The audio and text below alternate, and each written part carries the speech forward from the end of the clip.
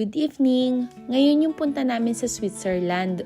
Kwento ko sa inyo dito kung interesado kayong malaman kung magkano yung nagastos namin, anong travel agency at kung saan yung mga lugar na pinuntahan namin dito sa Switzerland. Nakaalis kami sa Milan ng bandang 1:30 ng madaling araw tapos nakarating kami dito sa Switzerland ng 6 ng umaga. Bago nag-start yung tour, nagpa-breakfast muna sila. Nang makapag-breakfast na ang lahat, bumaba na rin kami sa bus at nag-start na yung tour. Ang first stop namin ay sa Thun, Switzerland. Nung dumating kami dito, medyo madilim pa talaga, pero maya-maya naman nagliwanag na din. Tingnan nyo naman guys yung view, diba? Sobrang ganda, sobrang nakaka-relax talaga.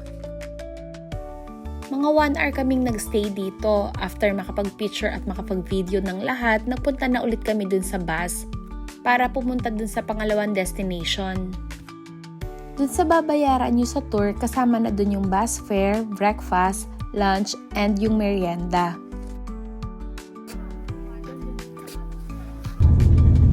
Dahil pag bumaba tayo sa atin naman ang view. Nasa right side, tayo naman ang makakakita. Dito naman yung pangalawa naming pinuntahan. Alam nyo, sobrang ganda ng lugar na to sa personal. Hindi ko siya ganun mapakita sa video kasi iba talaga pag personal nyo siya makikita. Para siyang yung mga nakikita natin sa mga painting. Ang pagtawid sa bridge na to may bayad pero hindi na kami nagbayad kasi kasama na yun dun sa tour. Kung napanood nyo yung Korean drama na Crash Landing on You, isa to dun sa mga location. Dito yung eksena kung saan sinave ni Captain Ri si Yoon-siri for the first time. Laganda ng view.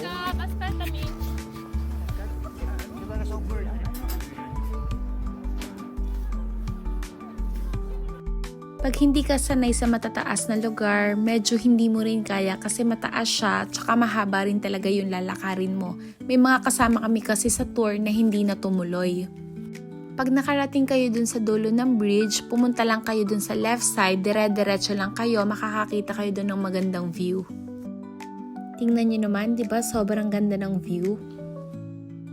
1 hour din kami nagstay dito. After nun, bumalik na ulit kami sa bus para pumunta dun sa pangatlong pupuntahan naming lugar. Land. So nice. You love it? Yeah, The view is so nice. Wonderful, so nice. Beautiful. Hi, vlog. Malta, number 1. Malta number 1. Makabalik kami dito sa bus, may mga nagbebenta ng mga Filipino foods, yung mga kasama din namin dito sa tour ng mga taga Milan. Mga dala silang chicharon at kung ano-ano pa. At dito na nga yung pangatlo naming lugar na pinuntahan. Sa 5 lugar na pinuntahan namin, eto yung pinaka-favorite ko sa lahat.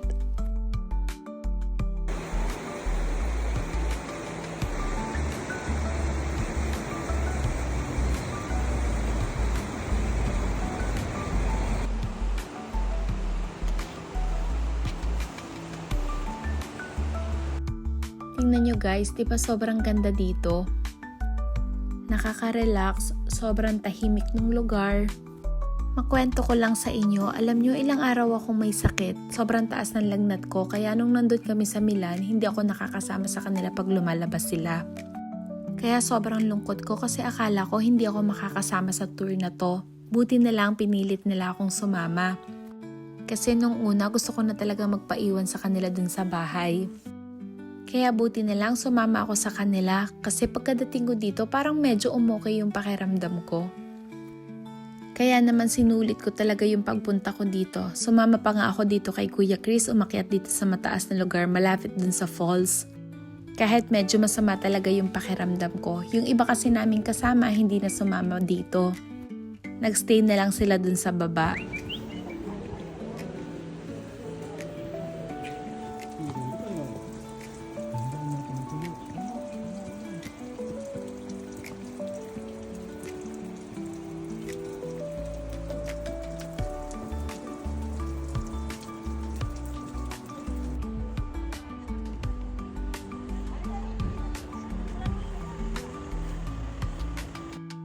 Yung Yung name nga pala ng travel agency na to is Adventure Escape. Ilalagay ko sa comment section yung Facebook account nila. Para kung interesado kayo, ma-check nyo yung account nila. Hindi lang kasi dito sa Switzerland yung pinupuntahan nila, pumupunta sila sa iba't ibang part ng Europe. Kaya check nyo yung Facebook nila kasi lagi naman silang may tour. Sobrang sulit yung binayad namin dito kasi masarap yung food nila, tapos sobrang ganda pa ng mga pinuntahang lugar, tapos ang bait-bait ng tour guide namin. Kaya naman sa susunod na pagbalik namin ng Switzerland, dito ulit kami sa kanila mag-book. At eto na yung pang-apat na lugar namin na pinuntahan. At isa din tong lugar na to kung saan nag-taping ang Crash Landing on You. Pag di nyo pa napapanood yung Korean drama na yon, try nyo guys kasi sobrang ganda rin ng kwento tapos feeling nyo talaga nakapunta rin kayo ng Switzerland.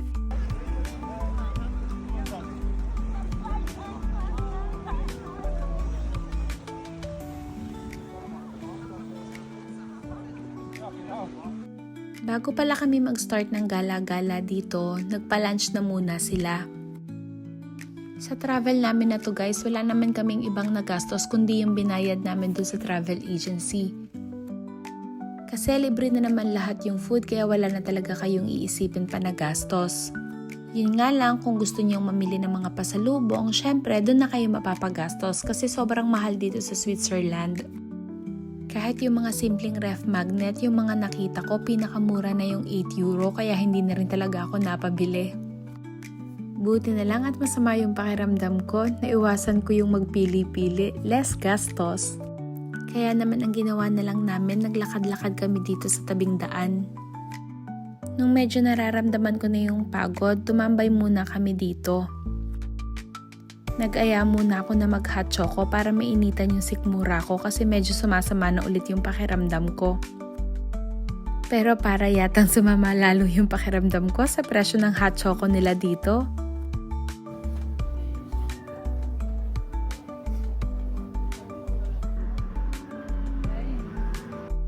Kaya feeling ko yung binabayaran mo talaga dito, yung view. Kasi hindi naman ganun kasarap yung hot choco na na-order namin.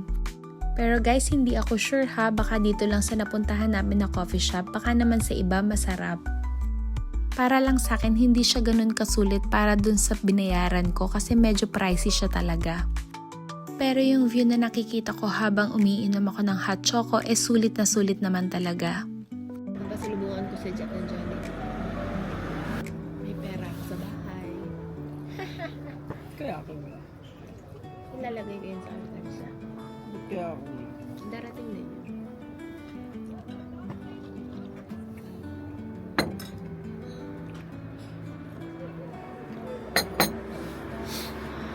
Mabuti pinilit mo sa mama. Kung saan nandun ka, wala na. Hindi na nakita yung view na gano'n. Tsaka siguro lalo ako lalagnatin sa bahay. Sobrang dami nga naming napagkwentuhan about sa buhay-buhay. Sobrang nakakatuwa lang kasi di namin akalain na makakapunta kami sa mga ganitong lugar na akala namin hanggang sa pangarap na lang talaga. Kaya sobrang thankful kami at grateful sa lahat ng mga blessings na nare-receive namin. Yung view para take videos and take pictures. Okay, thank you. At andito na nga kami sa panlima at eto na rin yung huli na pupuntahan namin bago kami umuwi at bumalik ng Milan. Dito naman yung lugar kung saan yung scene na nagpapiano si Captain Lee. Kaso wala na yung piano kaya hanggang picture-picture na lang. Guys, tingnan nyo naman yung lugar di ba sobrang ganda ng tubig. Imagine mo kung every morning eto yung makikita mo. Pag pala gusto niyo magpa-picture dun sa spot kung saan nagpa-piano si Captain Lee, may bayad siya. I think card lang yung ina-accept nila. Hindi ka na kasi basta makakapasok dito kasi may harang na siya kaya kailangan mo talagang magbayad. I think nasa 5 something euro yung bayad kada isang tao. After namin makapag-stay dito ng 1 hour, bumalik na rin kami sa bus para bumalik na ng Milan. Guys, siya pala yung napakabait namin na tour guide at napakamaasikaso. Hi! Hello po from sa inyo dyan sa Malta. If you, kung okay lang po, visit us, Adventure Escape, sama kayo sa amin. Ang galing-galing, no? Ang bayad sa tour na to guys is 70 euro for adult, then 65 euro naman for kids, 3 to 11 years old. Kasama na dun lahat, wala na kayong ibang iisipin pa.